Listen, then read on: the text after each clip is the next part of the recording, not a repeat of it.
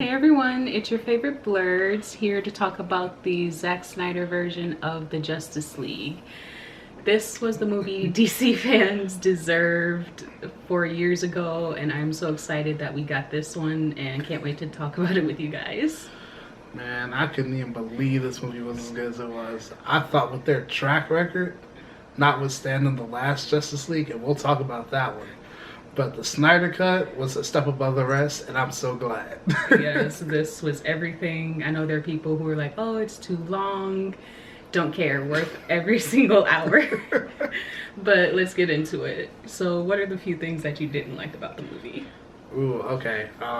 Minor things, slow motion. I know probably a lot of y'all feel that way. I saw the stuff on Twitter. It was fine for a minute, but then it just did not stop. It was too much. Yeah, like I get wanting to show detail and stuff, but they really just like went too crazy with it. So much of it could have been regular paced.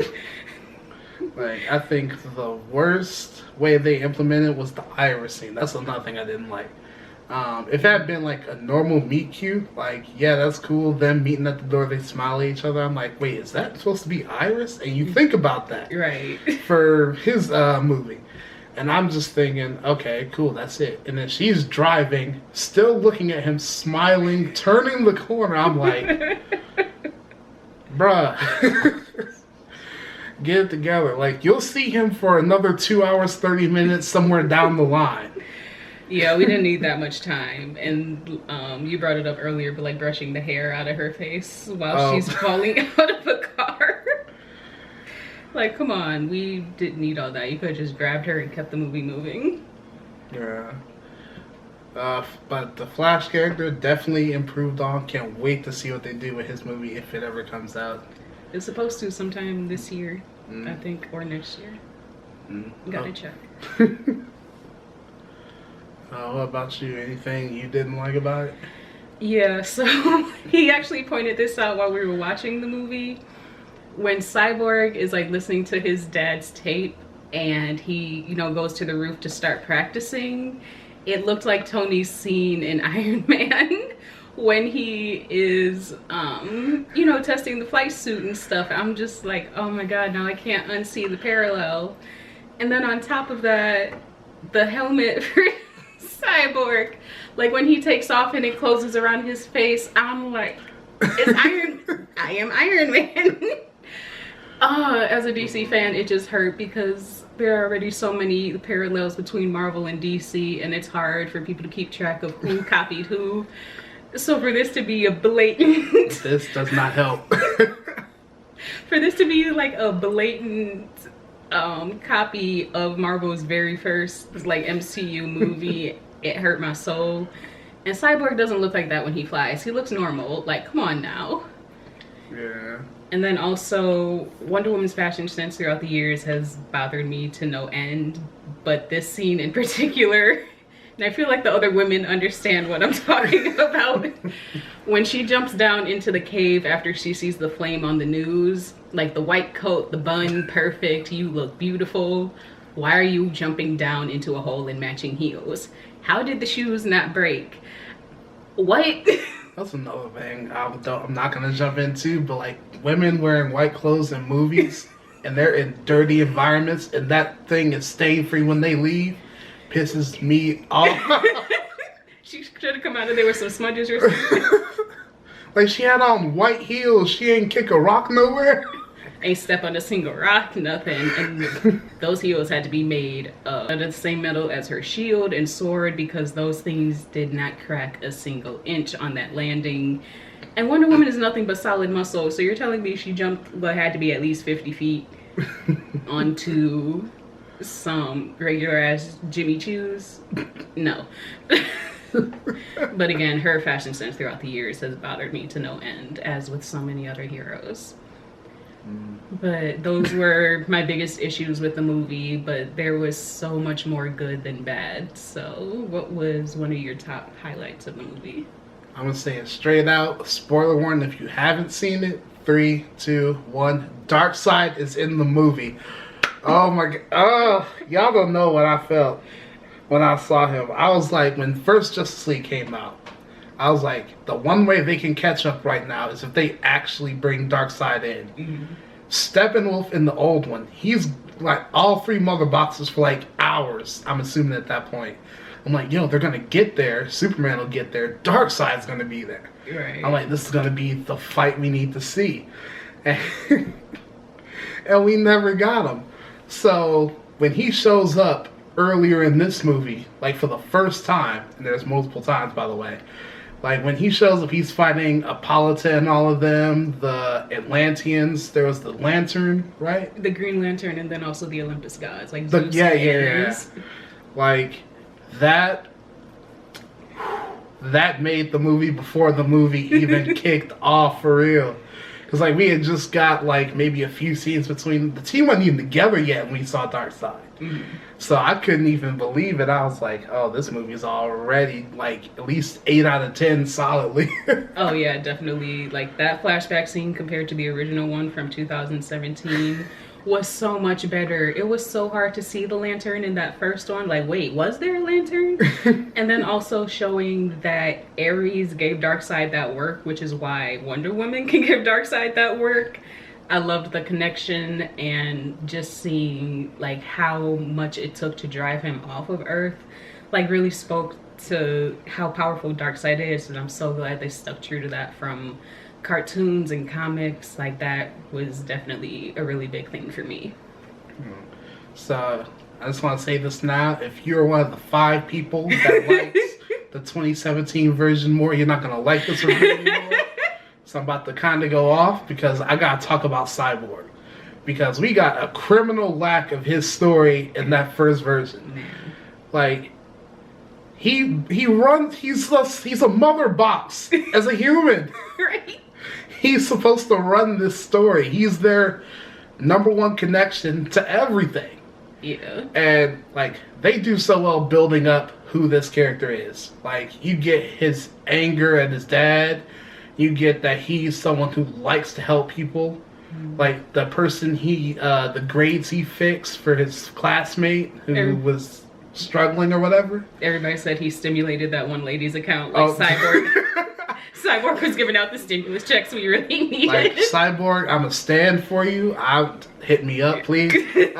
Great Fisher, we love you. Like, and then the scene at Star Labs, like, that was basically all cut out where, like, yo, where's the mother box? Steppenwolf teleports away and it's gone. That doesn't happen here. You get his dad sacrificing him. Oh my. Woo.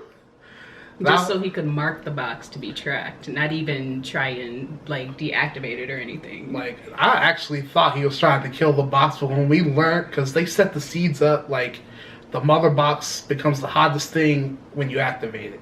He knew that. He sacrificed himself so they could track the box, because he knew they couldn't stop him from taking it at that point. No. And Cyborg, all his problems, everything, he's got to put that, like, in the back of his mind for what he has to do next. He's the only one that can separate the boxes. And I'm just like, Superman can't do it? Let's go. I'm with it. And, all right. I'm taking a bit of time, but another point. Superman doing everything in 2017's final battle. I was so happy they spread out everything this time. Flash, Batman, like, they set it up perfectly. We had the 3 fighters, Superman, Wonder Woman, and Aquaman fighting Steppenwolf. Just knocking him around like a baseball. It was beautiful. And you got the support characters, Cyborg, Flash, Batman, doing what they can to keep the parademons and the mother boxes, from doing their thing. Like, that's what I really love. It was a good team moment. It lets you know that this is the Justice League. It's not Joss Whedon sucking Superman's dick for like 30 minutes of the movie. And y'all know, if you watched it, you know what I'm talking about. I want to go back to Batman and the Parademons real quick. I I am a Batman stan. Like, you cannot tell me Batman should not be my favorite hero. But here's the thing, like, Batman played his role in this movie. Everybody's like, oh no, he couldn't do shit for fighting Steppenwolf because he don't have no powers. Oh, what good is Batman besides a rich white dude?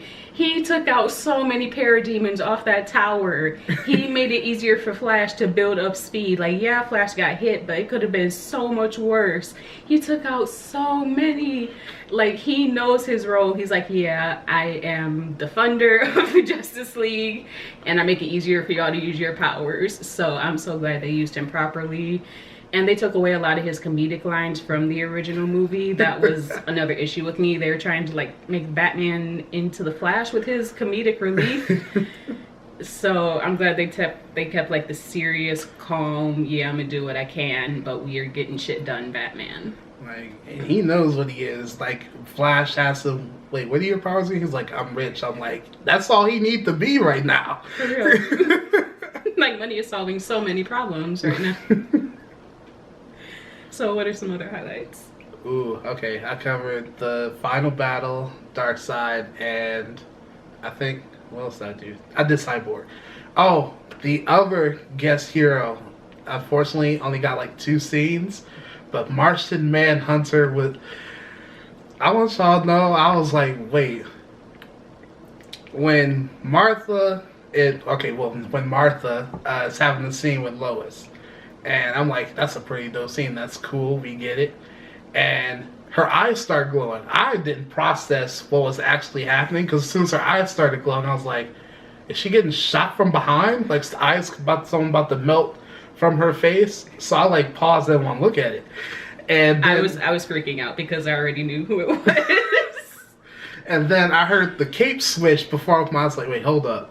And you see Martian Man. I'm like, how could they do this to us? How could they rob us of Martian Manhunter in the first movie? They had that same scene. Like, even if he didn't have the end credit where he talks to Batman by the lake, and Batman's all, like, nonchalant about it. They're like, this is totally normal. I have a Kryptonian in my cell phone. Of course there's a Martian. And, oh my god, I'm like, even the slightest Easter egg of him ever, and I'm just glad. Because I watched the original cartoon, he is the 7th member to me. Yeah. And so, like, him being in the movie, it just completes Justice League that much more, and I loved it. Oh yeah. my god. Yeah, with him included, like, it really does kind of bring the founding members together, and it's just so beautiful to see. Again, you know, I am the biggest DC fan. I have been obsessed since I was 8 years old, so this version of Justice League was what I've been waiting for since the cartoon ended on Cartoon Network. Like, it was everything. But some of my highlights were a little bit different. For example, when the team first gets the idea to bring Superman back to life, in the original, it really mostly was Batman's idea, and he's kind of pushing, like, yeah, we're gonna do this whether y'all agree or not. Like, this is my idea. Like this a is Batman do. Exactly. Like, okay, no, we have to do this. Like, this is happening. You have no say in it. But in this new cut, everybody's kind of talking it out like, oh, the mother box can turn a house into dust and can turn dust back into a house. And so you can see the wheels kind of turning for everybody at the same time. And the way that was written, and then Cyborg projecting like the image of Superman, they're all just like, so are we really gonna do this? Like, they all have equal parts in the horribly good idea. Which I felt was actually way better than the way they did it in the original. Yeah. My favorite, well, not my favorite, but like one guest appearance I was actually really happy about. Ryan Choi, the young Asian man working with Dr. Stone at Star Labs. If you've played Injustice 2, he's the version of the Atom in the game. If you go back and like listen to his origin story, he becomes the Atom after Ray Palmer goes missing. So the fact that they threw him in there means that the Atom would have potentially been in future movies. And also there's a Ray Palmer who may or may not be missing. So to be bringing in like side characters like that, because the Atom was in like Justice League Unlimited and he was one of my favorites. Yeah, that was really important to me. So I'm like, oh my God, could we really be building up like extra members? So it's nice to see Ryan included, and I wish we could build up his story more. But sadly, they're not really moving forward with the Snyderverse. Man, I'm so sad about that. Like, after the fun, I don't know how they looked at both these movies and said, Joss Whedon, you got it. We about to pay you for what you did. It was amazing. Snyder. Good luck. Yeah. We're not gonna pay you for this. This is 4 hours too much. Only to release it 4 years later, but hey, who's counting anymore? Right. Another thing I really loved was Wonder Woman's save scene. I feel like in the original, they kind of just skated over it. Like, they made it really quick just so we could see her do some action real quick. Yeah. But no, this time they, like, laid the groundwork for the villains. They went, like, they truly showed her power. Like, her speed getting from the doorway to the bomb. Oh, my God. Just the way they have her gliding, like, through that whole bank is amazing. And then when she's stopping every single bullet he's aiming with the automatic weapon at, like, the whole crowd. Like, nope, nope, nope, nope, nope, nope, nope. Like, oh my God, I love it. Just because, like, that was one of her go-to moves in the cartoon. Like, you're not about to shoot me, I'm gonna keep blocking.